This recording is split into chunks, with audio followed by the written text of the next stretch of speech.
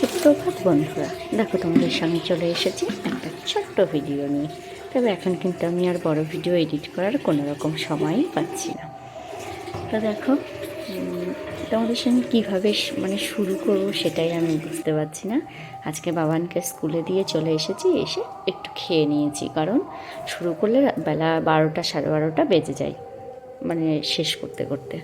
ওই জন্য আগে শুরু করেছি ঘর ঝাড়া দিয়ে। সব ঘরগুলো কিন্তু আগে ঝেড়ে নিয়েছি, ঠিক আছে।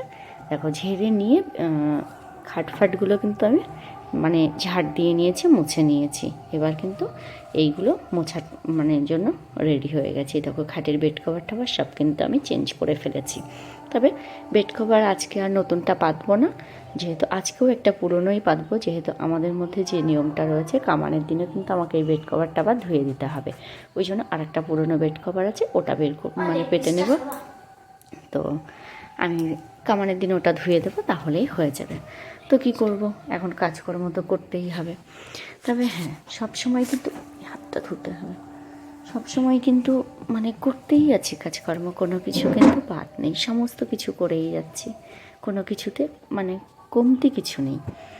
তবু যেন 19 থেকে 20 হলেই যেন কারোর মুখের দিকে তাকানো যায় না, মনে হয় আমি যেন কত না অপরাধ করে ফেলেছি। এই মেয়েটাই আমি যখন বাবার বাড়িতে ছিলাম কত লেটে ঘুম থেকে উঠতাম, কত কিছু করতাম, কিন্তু মায়ের কাছে কখনো কিন্তু এই কালো মুখটা দেখিনি। আজ দেখো, ওপরে যায়নি শুধু জামা কাপড় ধুতে, আজকে তাও কিন্তু বেশি কিছু নেই, জাস্ট মনে হয় মায়ের ঘরের কয়েক টাকা জিনিসপত্র রয়েছে, আর আমার ঘরের মনে হয় দুটো একটা কিছু রয়েছে, মানে এক গামলা হলেই হয়ে যাবে। তবু আমি আজকে যাইনি, এটাই আমার অপরাধ। কিন্তু এটা কিন্তু কখনো কেউ বলবে না যে আমি এতটা ঘর, রান্নাঘর সব কিছু কিন্তু আজকে আমি ঝেড়ে নিয়েছি। এবার শুধু ঝাড়লেই তো হয় না, ঝাড় দেওয়া মোছা সেগুলো কিন্তু একদিনেই আমাকে কমপ্লিট করতে হবে। তবে হ্যাঁ, রান্নাঘরটা ঝেড়ে মুছেছি, কিন্তু আমি যে কোটো বা মশলার যে কোটোগুলো বা এক্সট্রা যে স্টিলের বাসনগুলো রয়েছে, আমি কিন্তু সেগুলো আজকে ধুতে পারিনি বা মুছতে পারিনি। কিন্তু কিছু করার নেই, আমাকে এইভাবেই করতে হবে, কারণ একটু মানে লেট করে ফেললেই বাবানকে স্কুলে নিয়ে দিয়ে এসেছি, ওকে আনতে যাওয়ার সময় হয়ে যাবে, আমি আর মানে সময় করেই পারবো না। তাহলে এইভাবেই আমাকে ফাটাফাট কিছু করে নিতে হবে। এবার সবাই কালো মুখ দেখালেও আমার কিছু করার নেই।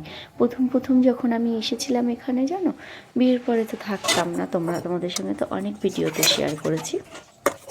তা আমি যখন প্রথম প্রথম এসেছিলাম, আমার খুব কষ্ট হতো, কান্না হতো যে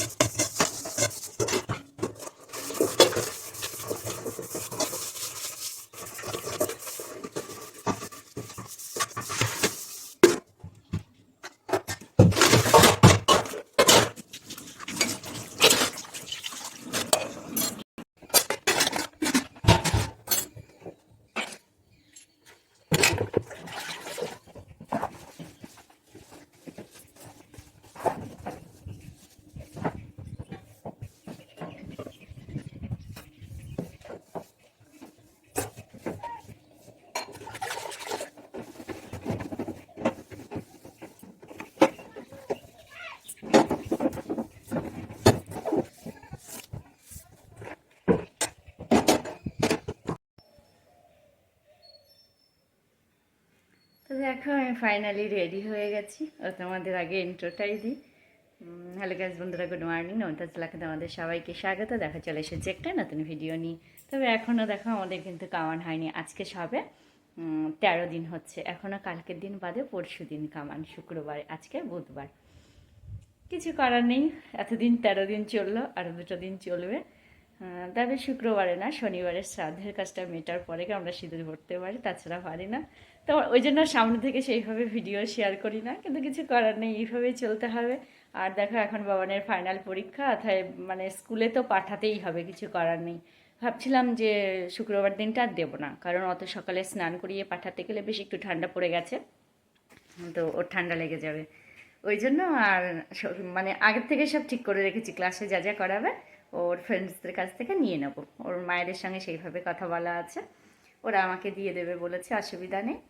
আর ওর তো বৃহস্পতিবার থেকে পরীক্ষা, তো সোমবার দিনটা এখন বলতে পারছি না। সোমবার দিন আবার এদিকে মেসেজ করেছে প্রজেক্টের খাতা জমা দিতে হবে, তাহলে তো কিছু করার নেই, অল্প একটু সময়ের জন্য হলেও ওকে দিতেই হবে সোমবারে।